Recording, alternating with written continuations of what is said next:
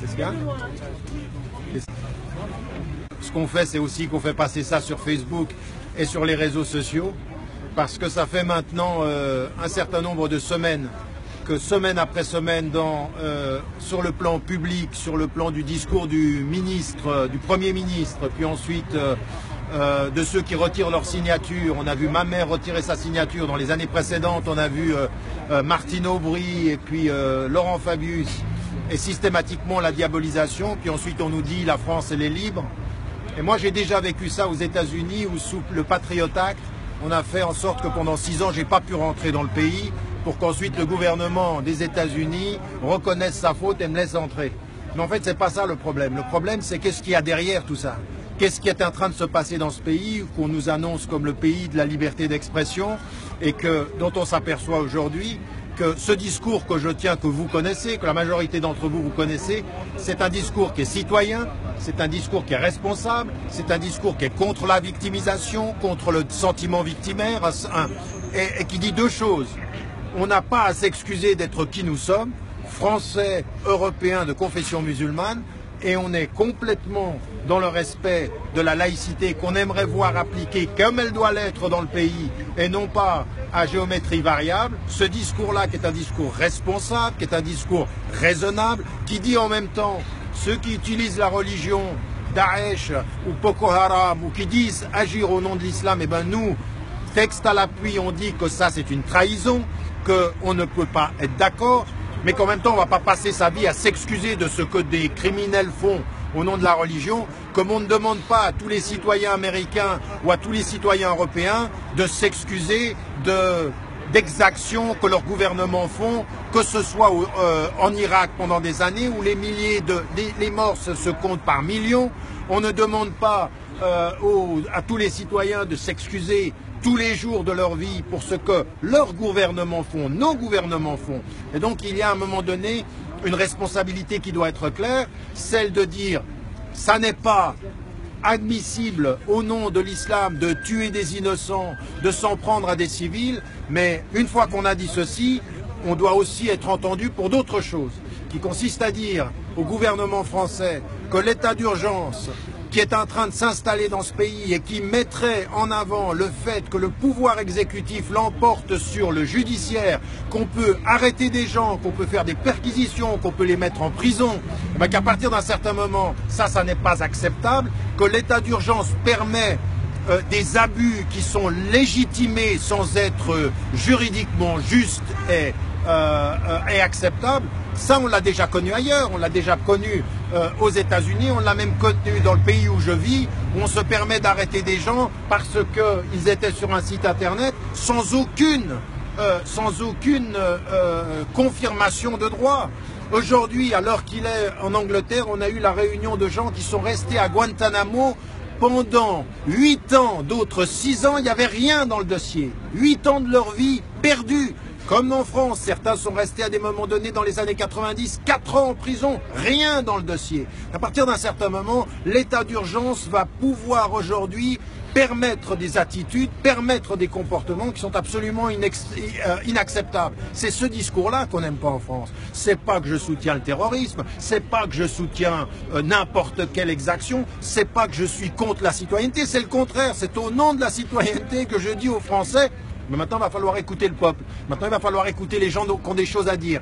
Et quand je viens dans une intervention qui est faite par des étudiants des hautes écoles, j'aimerais que les étudiants des hautes écoles utilisent leur savoir avec courage. Ça ne sert à rien d'avoir des diplômes si on est un trouillard, si on n'a pas de courage de dire la vérité à ce gouvernement et à cette société. La meilleure des choses que vous pouvez faire pour la France, c'est d'être des étudiants avec un savoir et le courage de parler. Le courage de parler avec la raison, le courage de parler de façon raisonnable, mais jamais de se taire, jamais d'être l'accepté de service, le béni oui-oui de service, la victime de service, celle qui chaque fois qu'elle s'exprime dit « je m'excuse d'être musulman, pardonnez-moi de l'être, pardonnez-moi ». Non, on n'a plus ça, c'est pas un discours qu'on accepte. Donc à partir d'un certain moment, le danger, c'est pas le discours uniquement extrémiste qui dit n'importe quoi, c'est le discours raisonnable, raisonné, qui appelle les gens et vous les citoyens, de confession musulmane, comme tous ceux qui sont avec ou sans confession, eh bien, qu'on tienne un discours extrêmement clair. Et ce discours extrêmement clair, il commence là. Je veux dire que je devais intervenir à Béziers le 20 février, le 20 janvier, là, pour la sortie du livre, annulé, sous prétexte que ceux qui sont la puissance invitante ne sont pas des gens respectables. Ici, la police appelle pour demander si je suis bien en sécurité. Ben voilà, je suis bien en sécurité, vous m'entourez, il n'y a pas de police et il n'y a pas de problème. Simplement, tout ça, c'est de la mise en scène. En disant, j'ai été interdit 9 mois dans ce pays, dans les années 90, sous prétexte d'une erreur de nom, puis ensuite de troubles à l'ordre public. Et que pendant 25 ans que j'interviens, il n'y a jamais eu de troubles à l'ordre public. Jamais rien eu dans ce pays. Tout ça, c'est de la mise en scène. Le double discours, c'est que quand ils n'ont rien à répondre, ils laissent entendre que je ne dis pas ce que je pense. Or, ceux qui ne disent pas ce qu'ils pensent aujourd'hui, ce sont les politiques, au premier rang desquels il y a le Premier ministre qui est aussi à gauche que moi, je suis suédois, et qui, de l'autre côté, vous avez le Front National qui est en train de l'emporter dans le discours aujourd'hui en France. C'est eux qui sont en train de gagner, et chez les républicains et chez les socialistes. La gauche n'est pas à gauche et la droite est très à droite. En fait, ils sont tous un peu à droite de ce que devrait être une vraie gauche ou de ce que devrait être un discours qui s'occupe des citoyens, qui s'occupe de l'égalité sociale. Alors, je le dis et je le répète, quand je viens intervenir, et on n'a même pas pu la faire dans une université, cette intervention, eh bien, quand on vient intervenir à des étudiants qui sont des hautes écoles, eh bien, quel est le discours? Et je le résume de cette façon-là. D'abord, chacun, ce que nous avons à faire, c'est véritablement savoir qui nous sommes et ce que nous voulons.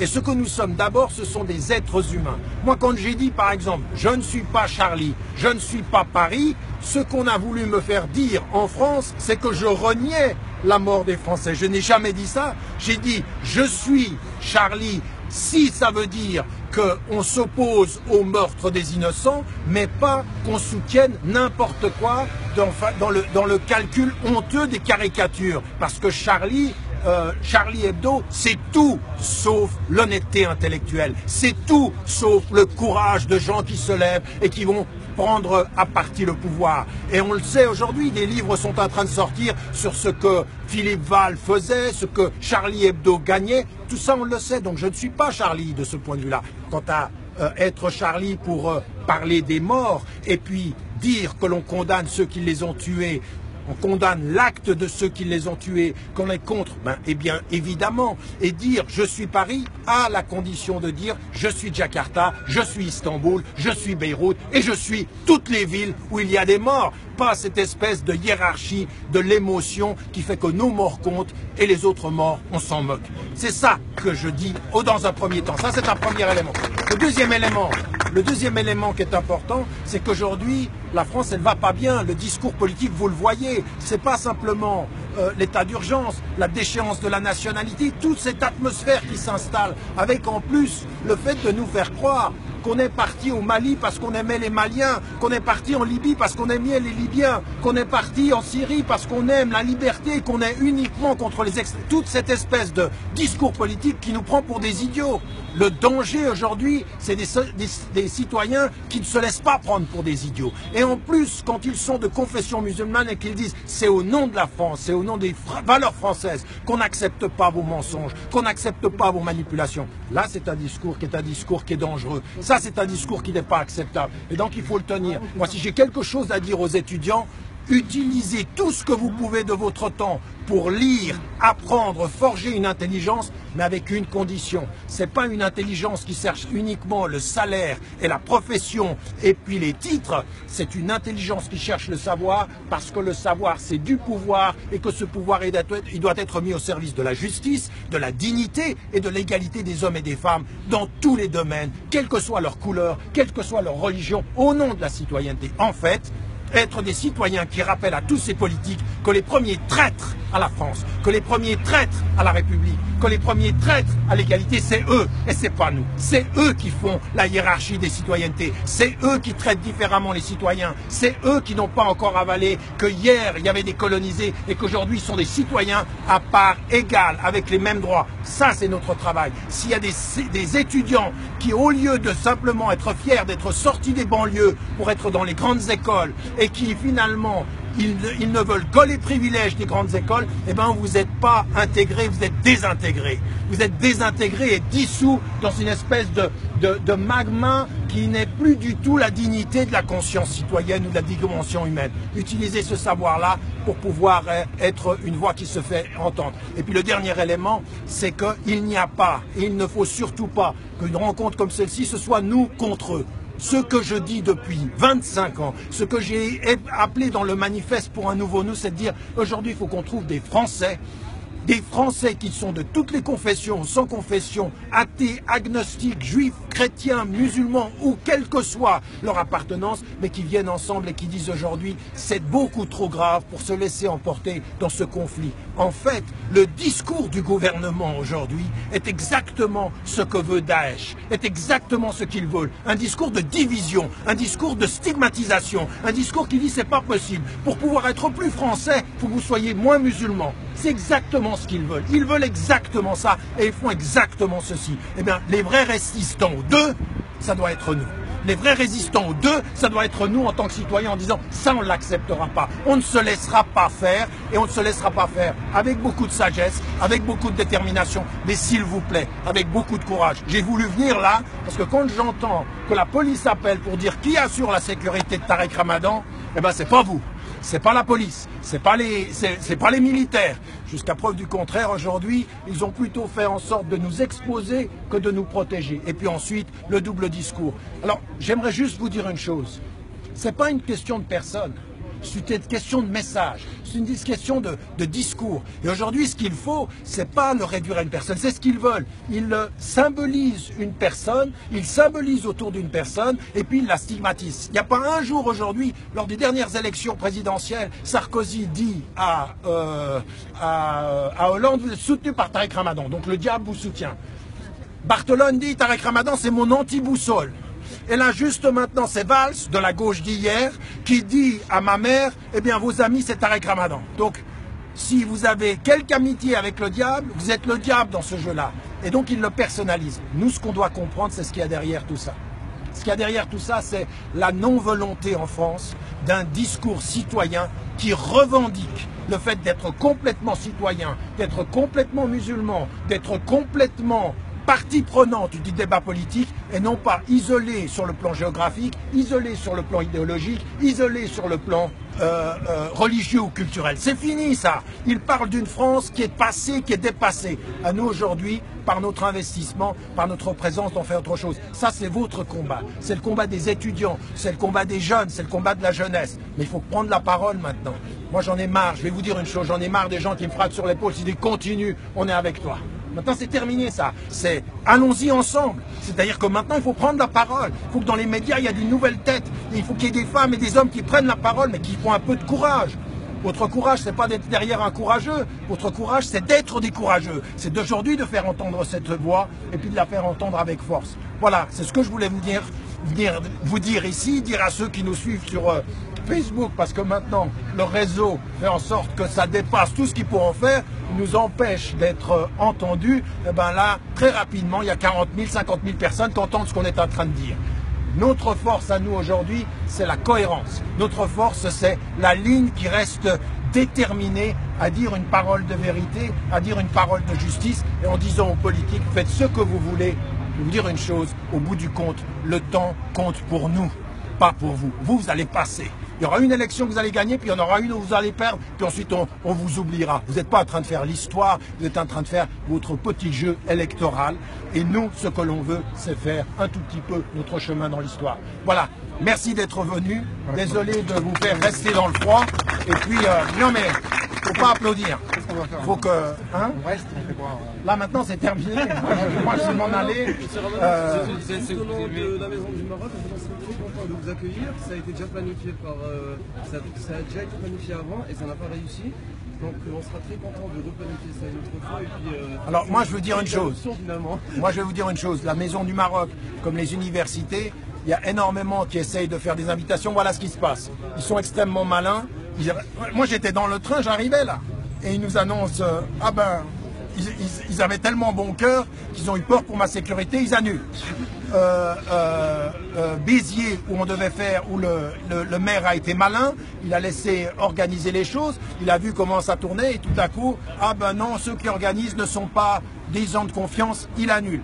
Je suis habitué à ça dans ce pays, le pays de la liberté d'expression. Donc vous, dans vos différentes institutions, il faut que vous fassiez attention à ce que vous puissiez vous assurer que ça va bien avoir lieu. Et maintenant, on va faire de plus en plus de choses, que ce soit sur Internet. Même j'avais une conférence demain après-midi, elle sera de nouveau sur Internet. On essaye de faire au mieux pour être entendu, mais à vous aussi de faire passer le mot, mais à vous battre à votre niveau. Ça se passera au niveau local. Je veux bien, on peut se battre, mais à un moment donné, il faut aussi intégrer ces institutions pour pouvoir se battre. Parce qu'on peut pas faire par les associations, les choses comme ça. Mais intégrer une institution, c'est se battre aussi. Okay, ça dépend comment on l'intègre. Si on l'intègre pour disparaître et qu'on nous dise vous êtes gentil, vous êtes intégré, et puis qu'on ne fait pas entendre une voix, ça c'est pas se faire, c'est démissionner pour entrer. Il faut entrer avec une parole. Mais si la politique nous gère, nous aussi on doit intégrer cette politique pour pouvoir. Mais alors dites-moi, qu'est-ce que vous entendez par intégrer la politique? Mais nous aussi on doit être dans ces institutions-là. Mais j'ai aucun problème avec d'être dans ces institutions, c'est comment vous y êtes. Voilà. Comment vous entrez dans l'institution? Est-ce que vous entrez dans l'institution pour avoir une valeur ajoutée et dire une parole de vérité, ou simplement pour être accepté, puis qu'on dise ah ben quand même il y a une petite jeune d'origine arabe, elle est là. C'est que même si on veut s'intégrer, le souci c'est comme on dit, la plupart disent non mais c'est pas bien de voter, on sait plus pour qui voter. Les gens ne veulent plus voter et donc nous, notre communauté, ne veut plus aussi s'intégrer dans ces institutions. Non, non. Et donc une ou deux personnes dans ces institutions-là, elles feront rien. Non mais attendez, moi ça fait 25 ans que je dis il faut être présent. Ouais, mais parfois, le plan politique est tellement médiocre que pas voter, c'est voter. C'est aussi parfois ça, dire attendez, vous êtes tellement mauvais, là je sais plus. Voilà, moi, des moments de. Comment, mais des fois, ça devrait être inscrit, ça, par exemple, dans la loi des moments donnés, de pouvoir dire attendez, je veux dire, le paysage politique français tel aujourd'hui, c'est quand même difficile de faire un choix. Mais cela étant, ce que vous dites est vrai. Être présent sur le jeu politique, moi j'ai toujours dit, c'est pas en faisant un parti islamique ou des écoles islamiques qu'on va y arriver. Ce qu'on doit faire, c'est être présent politiquement dans le jeu politique tel qu'il est, à l'école telle qu'elle est, sur le plan social tel qu'elle est, et se faire entendre. Mais attention, qu'on se mette bien d'accord, c'est comment on y entre. J'ai trop vu de femmes, trop vu d'hommes qui entrent là-dedans avec le seul souci, c'est d'être accepté, d'être toléré dans ces institutions, et puis qu'on puisse lui dire que quand même, tu es un arabe d'origine gentille, ou d'origine arabe gentille. Vous êtes bien d'accord. Donc à partir de là, on est d'accord. Mais on n'est pas assez soudés pour pouvoir faire ça. Non, non, mais arrêtez avec ça aussi. Non, non, mais arrêtez avec ça. C'est-à-dire, soudés avec qui? À partir d'un certain moment, on a... Pourquoi? Quel mot vous mettez sur ça? Ça fait 25 ans que dans les universités de ce pays-là, je ne peux pas parler, qu'à la télévision ou dans les médias, sauf quelques émissions, la majorité, c'est un blackout. Pourquoi? Eh bien parce que c'est un discours qu'on ne veut pas entendre, et la seule chose qu'on dit en amont, double discours. Quand vous ne savez pas quoi dire sur un discours, vous dites que ce que je dis, c'est pas ce que je pense. Et donc, en l'occurrence, c'est exactement la même chose ici. Pourquoi à 2 heures on empêche Parce qu'à un moment donné, il y a un discours qu'on ne veut pas entendre. On ne veut pas faire entendre ce discours qui est un discours de responsabilisation, un discours citoyen et un discours qui ne laisse rien passer. Moi, je ne laisse rien passer des injustices sociales à l'intérieur comme des mensonges à l'extérieur. Comme ce que l'on dit sur l'Afrique, ou ce que l'on dit ou que l'on ne dit pas sur la Palestine ou Israël. Parce qu'un certain nombre de ceux qui montent dans le collimateur, ce sont ceux qui n'accepteront jamais que je dise la cause palestinienne est légitime. Jamais je ne me tairai. Jamais je ne me tairai. Et que vous pouvez dire ce que vous voulez. Je ne peux pas assimiler un résistant palestinien à un terroriste de Daesh ou d'autres. Ça n'est pas la même chose. Il y en a qui ont une cause juste et ils ont raison de résister. Maintenant, on ne tue pas les innocents, on ne tue pas les enfants, on ne tue pas les femmes. Ça, c'est notre éthique de la résistance. Mais comment se peut-il que ceux qui ont résisté pour la liberté de la France, ce soient les justes de la France, et que ceux qui résistent pour la liberté en Palestine, ce soient les extrémistes palestiniens? Non, ça ne peut pas être. Mais vous voyez bien, ce discours-là, il ne peut pas passer ni aux 20h, ni aux 23h, ni aux 8h du matin. il ne faut pas qu'ils s'entendent. Et dans les universités ou avec les jeunes, il ne faut pas qu'ils s'entendent. Ce dont ils ont peur, c'est que la force de ce discours, c'est qu'ils transmettent de la force à des femmes et à des hommes qui disent on ne va pas se taire. C'est ça qu'on ne veut pas. Et c'est à vous quand même de l'entendre. Mais la force, c'est la force économique et financière, et ça, vous ne mettez pas l'accent assez dessus, M. Ramadan. Quand on sera tous indépendants économiquement, qu'on va drainer, qu'on sera tous à la tête. Mais, non, mais ça c'est très important parce que c'est eux qui vont venir nous chercher. Et là c'est fondamental. Si on est tous des capitaines d'industrie ici, si on récupère tous nos moyens de production, si on est tous maîtres chez nous, qu'on quitte le salariat et qu'on soit chez nous, ça veut dire être indépendant économiquement, ils vont venir nous chercher, j'en suis persuadé. C'est une vision un peu plus libérale de l'économie. Un tout petit peu. Voilà. On va pas insister. Bonne soirée. Merci d'être venu. À bientôt. Merci beaucoup. Merci.